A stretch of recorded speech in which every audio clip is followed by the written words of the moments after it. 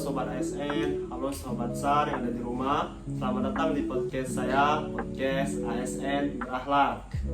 Nah, di sini kita bakalan ngobrol-ngobrol santai, tapi penuh dengan makna. Kita spesial malam ini karena kita datang dengan mendengarkan suara ASN, seorang ASN berakhlak. Hari ini kita bersama tamu spesial, seorang yang sudah lama saya kenal, seorang yang saya sayangi dan dekat juga dengan saya. Dan beliau selalu konsisten menerapkan nilai-nilai ASN berakhlak dalam keseharian. Nah, beliau adalah Bapak M. Restu Zarkasi, SPD, GR, MSI. Beliau merupakan guru pendidik di SMA Negeri 10 Palembang. Selamat datang Kak Restu. Terima kasih. Boleh disapa dulu Kak orang teman-teman yang ada di rumah. Halo pemirsa yang ada di rumah, selamat mendengarkan perbincangan kami. Oke, terima kasih Bapak atas sapaannya.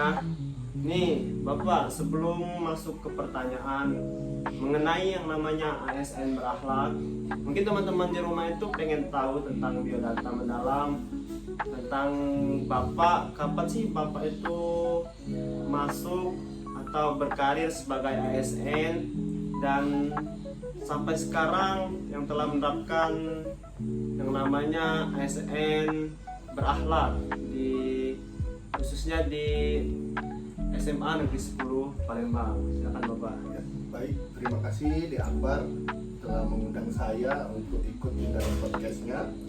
Baik, pemirsa ASN berakhlak, perkenalkan nama saya Muhammad Restu Zarkasi, SPD MSI. Saat ini saya bekerja sebagai salah seorang tenaga pendidik di SMA Negeri 10 Palembang. Kalau boleh bercerita dulu bagaimana saya akhirnya menjadi pegawai negeri sipil, ya, pada tahun 2015. Pada saat itu pertama sekali ya mulai diterapkan sistem rekrutmen PNS CAT, ya, berbasis komputer. Saya waktu itu mendaftar dan alhamdulillah diterima menjadi guru waktu itu di Kabupaten Pali, tepatnya di SMA Negeri 2 Tanah Abang, Kecamatan Tanah Abang, Kabupaten Pali, 2015. Dan 5 tahun kemudian 2020 alhamdulillah saya dimutasikan ke Palembang, dan tempat saya bekerja sekarang di SMA Negeri 10 Palembang. Mungkin itu sekilas ya, Oke. Oke, Pak Restu, terima kasih atas perkenalan singkatnya. Kita lanjut nih Pak, masuk ke yang namanya materi kita nih, yang namanya ASN berakhlak. Ya, mungkin teman-teman yang ada di rumah itu belum tahu yang namanya ASN berakhlak. Nah, ini apa sih Pak? Apakah berakhlak itu sopan atau sering menyapa teman-teman ketika ada di kantor, atau merupakan singkatan dari suatu kalimat lain itu Pak? Baik di Akbar, jadi berakhlak itu memang bagus ya tagline-nya berakhlak, tapi jangan salah, berakhlak ASN ini adalah sebuah akronim, sebuah singkatan, ya, yang mana singkatan tersebut diharapkan menjadi pedoman perilaku bagi seluruh ASN yang ada di Indonesia. Akronimnya apa? Pertama, berakhlak itu pertama adalah berorientasi pelayanan, kemudian akuntabel, kemudian kompeten, harmonis, loyal, adaptif, dan kolaboratif. Makanya kita sebagai ASN ini harus bekerja dengan profesional, cepat, dan tepat untuk melayani seluruh masyarakat, ya, dengan setulus hati. Nah, kira-kira seperti itulah yang dimaksud dengan berakhlak, dan harapan dari tagline berakhlak itu terhadap ASN saat ini.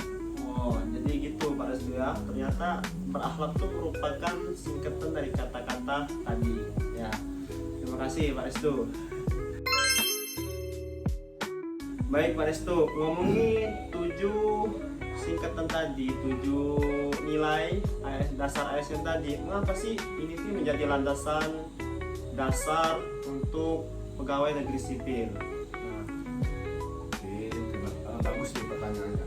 Jadi kita sebagai ASN itu kan yang kita hadapi itu adalah masyarakat kan? Kita ini sebagai pelayan publik, masyarakat sekarang ini sangat kritis, teknologi sangat maju, jadi kita ini dituntut lebih profesional ya dan responsif. Kenapa harus responsif? Kita ini kan apalagi di Akbar, ya kan, di Akbar itu kan di Basarnas. Ketika ada kebutuhan dari masyarakat, butuh bantuan, tidak mungkin berleha-leha, harus langsung datang, harus langsung dalam keadaan apapun harus langsung melayani masyarakat. Jadi berakhlak ini harus menjadi fondasi moral kita dalam bekerja, bahwa kita bekerja ini tidak hanya untuk mencari uang, tapi juga sebagai ladang mencari pahala, ladang kita, atau bagaimana cara kita untuk mengabdi kepada negeri ini, apa sih yang bisa kita berikan kepada negeri ini ya. Karena sebagai seorang warga negara, kita itu punya hak dan kewajiban. Hak kita misalnya di Akbar berhak untuk mendapatkan gaji, mendapatkan fasilitas-fasilitas. Kewajibannya apa? Ya kewajibannya yang tadi, melayani setiap masyarakat agar masyarakat merasa tenang, merasa nyaman, merasa terlindungi seperti itu. Karena kita ini adalah abdi negara. baik Bapak, jadi itulah kenapa nilai ASN Bahlak itu penting untuk dilandasi atau diterapkan oleh seorang aparatur sipil negara. Nah, baik Pak Restu, jadi dari 7 nilai ASN berakhlak tadi, Akbar ini condong ke satu nilai yakni adaptif. Karena Akbar ini termasuk Gen Z dan mayoritas CPNS yang baru masuk di 2025 ini tuh juga Gen Z. Nah, pertanyaan Akbar ini gini Pak, gimana sih penerapan nilai adaptif ini di dalam keseharian aparatur sipil negara?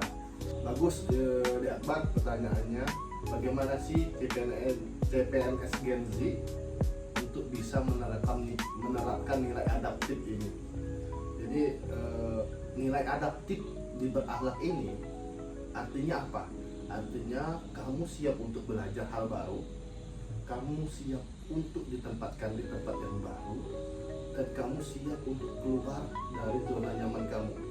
Ya, jadi bagaimana kamu beradaptasi di lingkungan yang baru, dan ini bukan masalah umur, mau tua mau muda, dia harus adaptif terhadap lingkungan di tempat dia berada.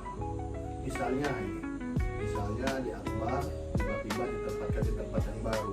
Di tempat yang baru ini masih menggunakan cara-cara manual, sementara di Akbar dengan kepintarannya mungkin bisa melakukan hal yang dilakukan oleh cara manual itu dengan menggunakan komputer lebih cepat, lebih praktis, lebih efisien.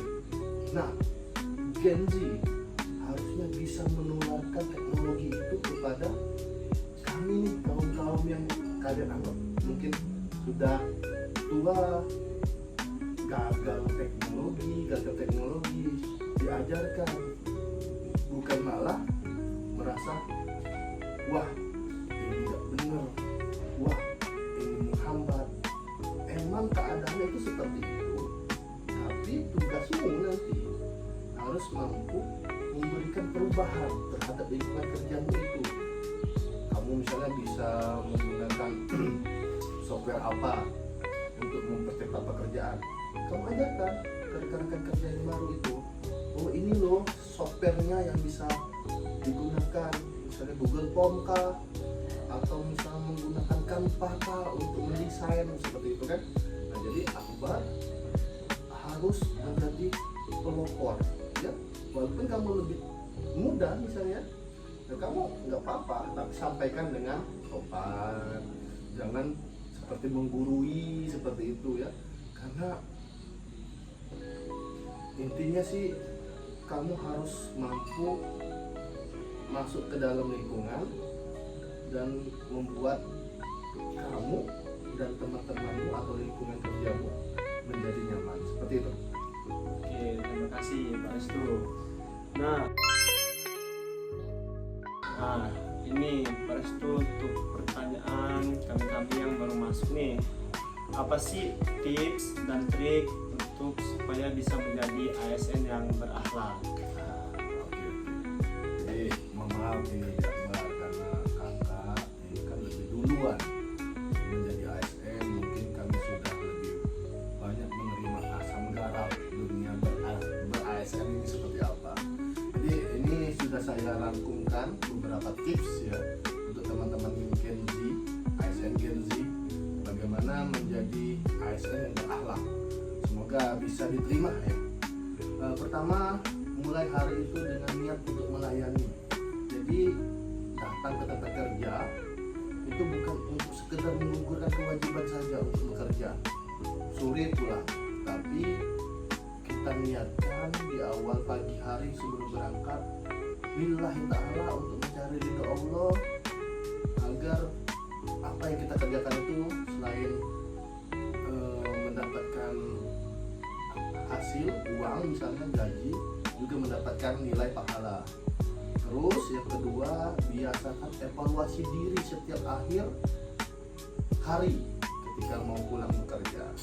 Evaluasi diri ini misalnya refleksi, bagaimana sih saya melakukan pekerjaan saya hari ini, apakah sudah ramah, apakah sudah tersenyum menghadapi masyarakat, seperti itu. Jangan-jangan tadi saya jutek, atau tadi saya ngomong kasar terhadap masyarakat. Nah itu kita harus melakukan refleksi ini tiap hari. Yang ketiga, bangun relasi yang sehat. Jadi yang namanya bekerja ya, itu kan kita tidak sendirian, tidak hanya kita menghadap komputer, tapi ada rekan kerja di kiri kanan kita tuh, ada rekan kerja, ada teman, ada atasan. Agar kerja kita menjadi kondusif, aman, nyaman, kita itu harus membangun relasi, hubungan baik antar sesama rekan. Jadi anggap tempat kerjamu itu adalah keluarga keduamu ya. Bahkan mungkin kamu akan lebih banyak menghabiskan harimu di tempat kerja daripada di rumahmu sendiri. Maka jadikanlah tempat kerjamu tempat yang nyaman untuk kamu beraktivitas. Terus yang keempat, jangan berhenti belajar ya. Walaupun kamu sudah diterima PNS ya, jangan berhenti membaca buku, ikut seminar, webinar, menonton YouTube yang menambah wawasan, membaca internet, membaca jurnal. Lakukan terus menerus ya, karena dunia ini sangat cepat berubah. Kamu kalau tidak mau membaca, tidak mau menerima informasi baru, kamu akan tertinggal dari kecepatan dunia yang terus bergerak seperti ini. Terus yang terakhir, konsisten.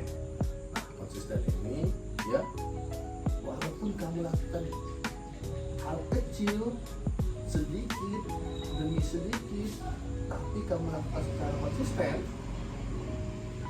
itulah yang akan kemudian berubah menjadi sebuah karakter. Nah, karakter inilah yang kemudian akan membentuk kamu menjadi seorang ASN yang berakhlak. Iya, mungkin itu ya Akbar. Semoga tips-tips dari saya dapat diterapkan di teman-teman CPNS Gen Z ya. Siap, siap. Ya, terima kasih Pak Restu atas tipsnya. Semoga bisa kami terapkan di lingkungan kerja kami.